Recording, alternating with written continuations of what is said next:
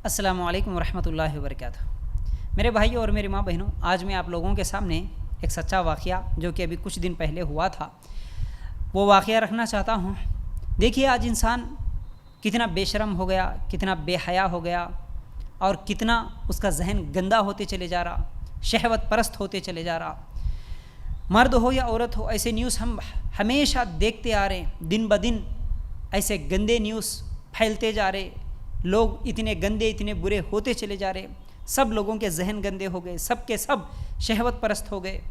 मौका मिलते ही कोई गंदा काम कर लेना, जिना का काम कर लेना, कोई शहवत परस्ती, कोई नफ्सानी ख्वाहिशात पूरी कर लेना, ये हर इंसान का जहन बनते चले जा रहा।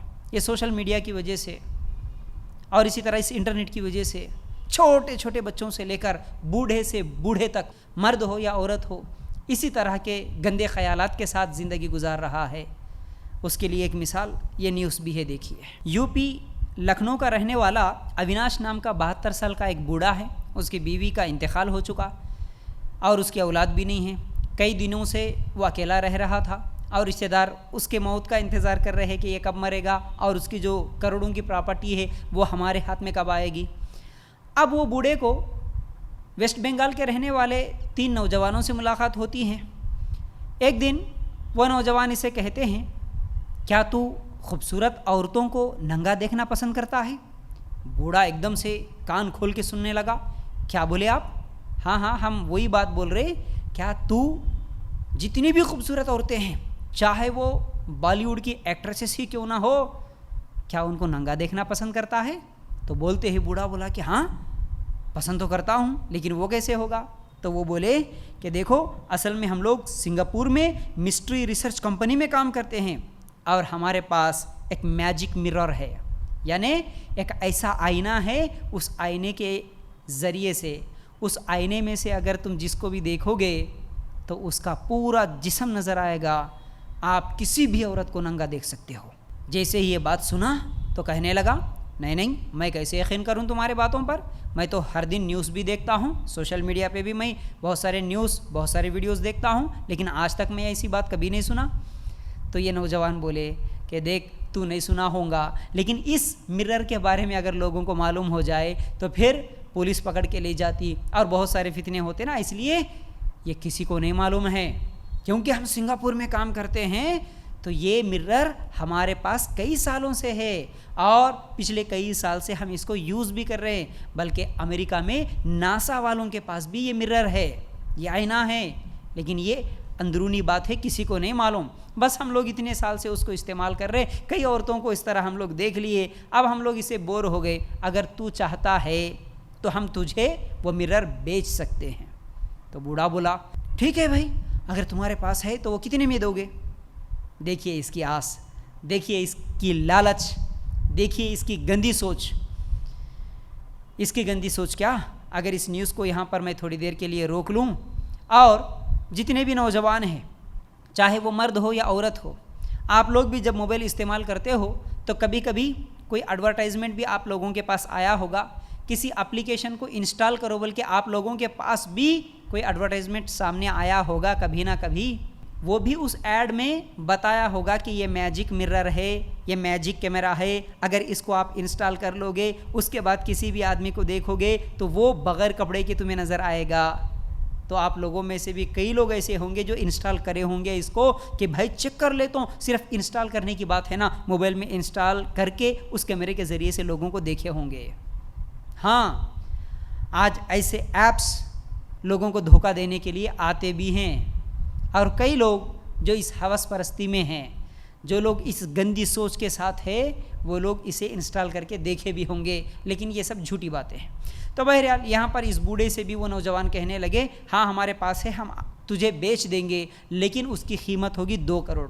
बूढ़ा बोला कि नहीं भाई, इतनी कीमत है तो मैं कैसे ले सकता। तो उसके बाद वो नौजवान फिर आखिर में वो क्या है, बात करते हुए, बार्गेनिंग करते हुए आखिर में उसे 10 लाख में बेचने के लिए तैयार हो गए। फिर वो पैसे लेके तो चले गए।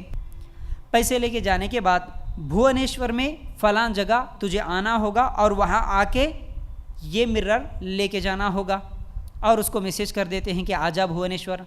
तो वो चला जाता है।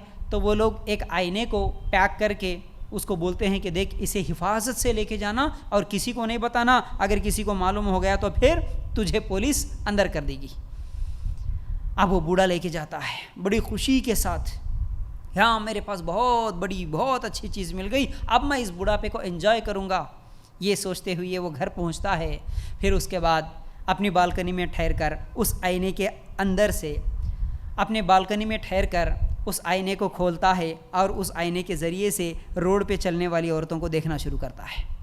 लेकिन देखता है तो उसे कुछ भी नज़र नहीं आता। जैसे आम तौर पर वो आईने जो खिड़की में लगाए जाते हैं वैसा ही इधर उधर पूरी औरतें और पूरे मर्द जैसे हैं वैसे ही नज़र आते हैं। तो घबरा जाता है, फ़ौरन इन लोगों को कॉल लगाता है और कहता है कि भाई ये क्या हो गया, ये तो मामूली सा आईना है, इसमें से कुछ भी नज़र नहीं आ रहा। तो वो बोलते हैं इसके अंदर जो सेंसार है उसको एक्टिवेट होने के लिए कुछ टाइम लगता है, इसको थोड़ी देर धूप में रखना होगा, फिर जब वो एक्टिवेट हो जाएंगे तो उसके बाद पहले तू ये ट्राई कर ले, घर में अकेले में ये आईना सामने रख के तू खुद कपड़े खोल के उसके सामने ठहर, पहले तू जब नंगा दिखेगा तो वो सेंसार एक्टिवेट होगा, उसके बाद फिर दूसरे लोगों को देख तो तुझे बराबर नज़र आएंगे। अब उनकी बातें सुनकर ये उस आईने को कुछ देर धूप में भी रखता है, फिर कपड़े खोल के ये खुद ठहर के देखता है, फिर उसके बाद दूसरे लोगों को देखने के लिए जाता है, तब भी कोई फ़र्क नहीं पड़ता। जैसे आम तौर पर लोगों को आईने के बाहर से लोग नज़र आते हैं उसी तरह नज़र आते हैं, अरे ये क्या हो गया। फिर शक आता है उसको, उसके घर में जो काम करने वाली एक औरत है उसको भी देखता है, वो भी वैसे ही नज़र आती हैं, बगैर कपड़ों से नज़र आती होंगी। आज से ये देखा लेकिन कोई नज़र नहीं आती इस तरह, नंगा देखूंगा औरतों को ये सोच से लेके आया लेकिन कोई नंगा नहीं नज़र आ रहा। तो फिर वो औरत को वो आईना बताता है काम वाली को, इसके अंदर से तू मुझे देख। वो औरत भी देखती है काम वाली, वो बोलती है कि ये तो क्या है, मामूली सा आईना है जो खिड़कियों में लगी हुई होती है वैसा ही है ना, इसमें क्या है, वो औरत बोलती है। उसके बाद फिर वो कॉल करता है, क्या आप मुझे धोखा दे दिए, ये तो एक नॉर्मल सा आईना है, इसमें तो कुछ भी नहीं नज़र आ रहा। अब वो लोग बोलते हैं नहीं हम तो तुझे बोले थे हिफाजत से लेके जाना बोल के, लेकिन जाते जाते पता नहीं तू ही कुछ करा होगा, डैमेज हुआ होगा, अब उसको रिपेयर करना पड़ता, फिर 9 लाख रुपए की ज़रूरत पड़ती, वो लेके हमारे पास आ, फिर उसको सिंगापुर भेजना पड़ेगा, फिर वहाँ रिपेयर करके हम तुझे वापस ला के देंगे। अब वो समझ जाता है कि नहीं मेरे साथ बहुत बड़ा धोखा हो गया। फिर उसके बाद जाके पुलिस में कंप्लेंट करता है, उन लोगों के नाम बताता है। अब वो लोग उन तीनों को भी पकड़ते हैं और इस बूढ़े को भी पकड़ लेते हैं और इस बूढ़े को भी गुस्सा करते हैं कि अक्ल है तुझे, शर्म है ज़रा, तो भी 72 साल की उम्र में लोग इस तरह झूठी बातें बोल दिए तो तू इस हवस में कि औरतों को नंगा देखूंगा, इस गंदी सोच के साथ इस आईने को ख़रीदता है। तो मेरे भाइयों और मेरी माँ बहनों, असल में ये न्यूज़ बोलने की वजह ये थी कि आज लोगों की सोच कितनी गंदी होती जा रही है। बल्कि ये इंटरनेट और ये एंड्रॉयड मोबाइल जब से हाथों में आ गया, बहुत गंदे ख़यालात के साथ आज लोग जी रहे हैं। इसलिए ख़ास तौर से अपने नौजवानों को, अपने घर में जितने भी लोग मोबाइल इस्तेमाल कर रहे हैं उनको इस मोबाइल के फितने के बारे में बताते रहिए और चेक करते रहिए, कहीं आपके बच्चे भी, आपके घर वाले भी इस तरह किसी के धोखे में ना आ जाए और ऐसी चीज़ें इंस्टॉल करके फिर लोगों को इसी तरह के बुरी नज़र के साथ देखने की ख्वाहिश में पता नहीं वो किस जगह पर जाके ठहर जाए, कौन कौन से साइट्स पे जाके क्या क्या चीज़ें देख ले। आज बहुत सारे ऐसे वाक़यात भी हो रहे हैं। इसलिए आपके घर में अगर बच्चों के हाथों में मोबाइल आप दिए तो उसे चेक करते रहिए, उसे बार बार वो क्या सर्च कर रहा है, क्या देख रहा है, हर दिन, चाहे वो व्हाट्सअप हो, फेसबुक हो, यूट्यूब हो, गूगल हो, हिस्ट्री चेक करते रहिए आपका बच्चा क्या देख रहा है। आप मोबाइल दे दिए और यूं ही छोड़ दिए, आपके बच्चे पता नहीं क्या क्या देख रहे हैं। अगर आपको उसकी हकीकत मालूम हो जाए आपका सर शर्म से नीचे झुक जाएगा। हाँ, इतनी ख़तरनाक चीज़ें वो दोस्तों के ज़रिए से सीख रहे हैं। तो इसलिए तहक़ीक़ करते रहना, इसलिए एक नज़र रखते रहना है अपने बच्चों के मोबाइल पर।